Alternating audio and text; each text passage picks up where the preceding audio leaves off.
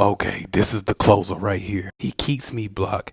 He's engaged and got his new old supply pregnant. Narcissists will marry their supply. If you're a big enough distraction and you do a good job of being that distraction, I'm not gonna want to let you go so easily. So yeah, I will marry you. There's one problem.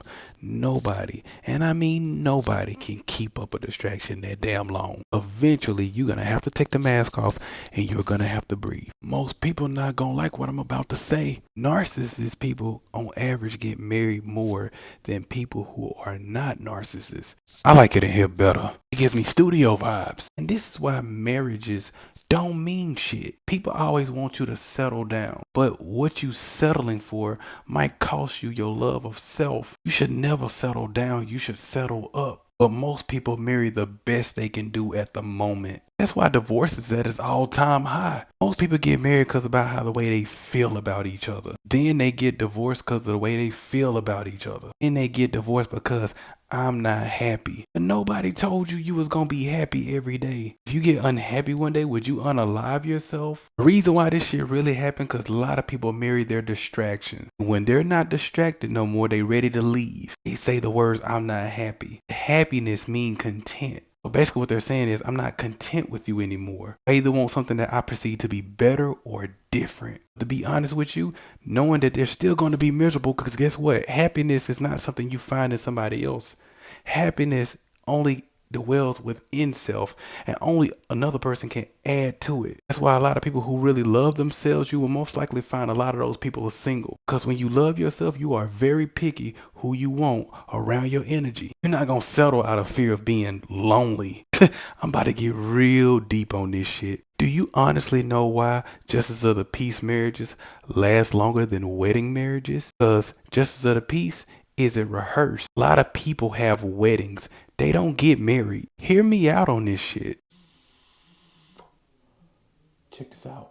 What do you do when you have a wedding? You pick a scene. After you pick that scene, you get bridesmen, you get groomsmen, and you rehearse until it's time for the big show. You're rehearsing your vows over and over again. And just like a movie, when everybody come to sit down, it feels real. There's parts of the movies where you may laugh and you may cry real tears, but ultimately everything that you feel that day was fucking rehearsed. Walk down the aisle, you get married, you say I do, you say the vows that you rehearsed 1,000 times, get married, and just like leaving the movie, after you leave that false sense of reality, you're back into the real world. That's exactly what happens after you leave a wedding. You didn't factor in marriage was working. There's gonna be days where you're not gonna like this motherfucker. Say that to say this.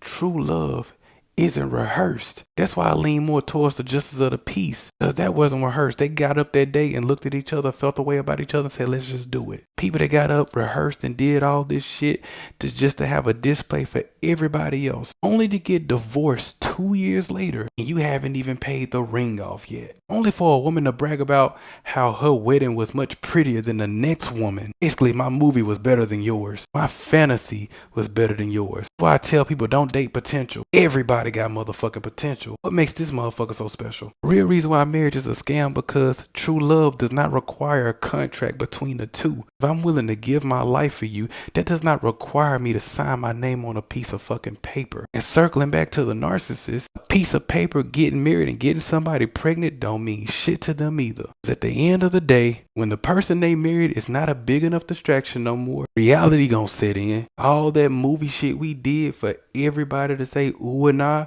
ain't gonna mean shit no more. It's gonna be time to pawn the ring. Gonna be time to divide half of everything. Because that's what we talk about when we divorce. We don't talk about everything through roll cover glass. We talk about you get your half and I get my half.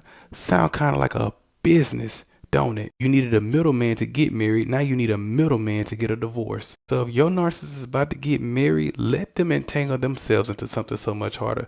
Cause nothing you can do in this world to make you run away from shit. It's stressful to live in a world where I have to fight the world and fight myself. But half of that battle is I bring that on myself.